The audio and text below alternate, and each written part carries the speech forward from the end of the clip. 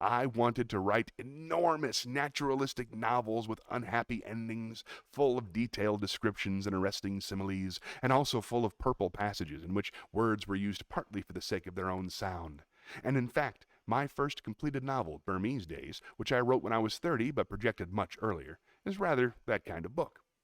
I give all this background information because I do not think one can assess a writer's motives without knowing something of his early development. His subject matter will be determined by the age he lives in. At least this is true of tumultuous, revolutionary ages like our own. But before he ever begins to write, he will have acquired an emotional attitude from which he will never completely escape. It is his job, no doubt, to discipline his temperament and avoid getting stuck at some immature stage, in some perverse mood. But if he escapes from his early influences altogether, he will have killed his impulse to write. Putting aside the need to earn a living, I think there are four great motives for writing, at any rate, for writing prose. They exist in different degrees in every writer, and in any one writer the proportions will vary from time to time according to the atmosphere in which he is living. They are: 1. Sheer egoism.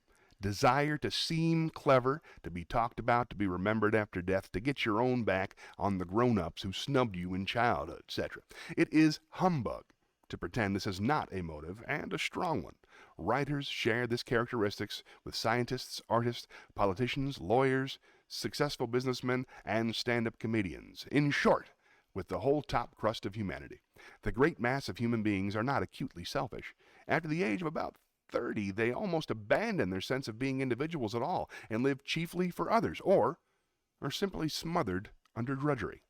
But there is also the minority of gifted, willful people who are determined to live their own lives to the end, and writers belong in this class. Serious writers, I should say, are on the whole more vain and self-centered than journalists, though less interested in money. Number 2, aesthetic enthusiasm, perception of beauty in the external world, or, on the other hand, in words and their right arrangement. Pleasure in the impact of one sound on another, in the firmness of good prose or the rhythm of a good story. Desire to share an experience which one feels is valuable and ought not to be missed. The aesthetic motive is very feeble in a lot of writers, but even a pamphleteer or a writer of textbooks will have pet words and phrases which appeal to him for non-utilitarian reasons. Or he may feel strongly about typography, width of margins, etc.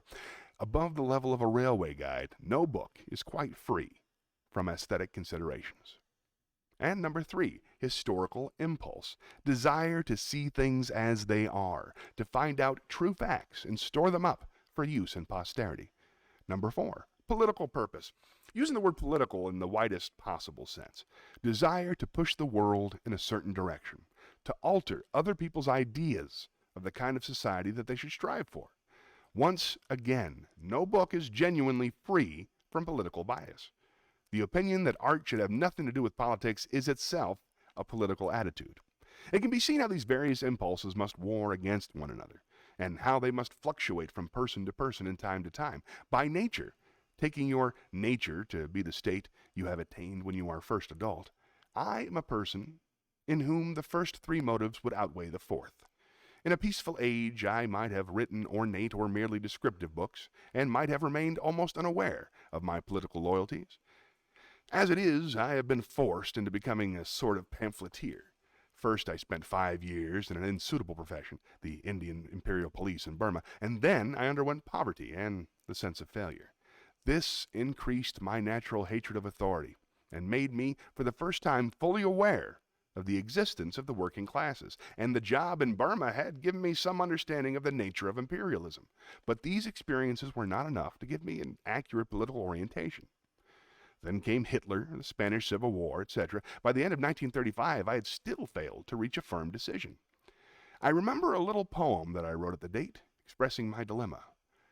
A happy vicar I might have been 200 years ago, to preach upon eternal doom and watch my walnuts grow. But born, alas, in an evil time, I missed that pleasant haven, for the hair has grown on my upper lip, and the clergy are all clean-shaven. And later still, the times were good, we were so easy to please. We rocked our troubled thoughts to sleep on the bosoms of the trees. All ignorant we dared to own the joys we now dissemble. The green finch on the apple bough could make my enemies tremble. But girls' bellies and apricots, roach in a shaded stream, horses, ducks in flight at dawn, all these are a dream. It is forbidden to dream again, we maim our joys or hide them. Horses are made of chromium steel, and little fat men shall ride them. I am the worm who has never turned, the eunuch without a harem. Between the priest and the commissar, I walk like Eugene Aram, and the commissar is telling my fortune while the radio plays. But the priest has promised an Austin 7, for Dougie always pays.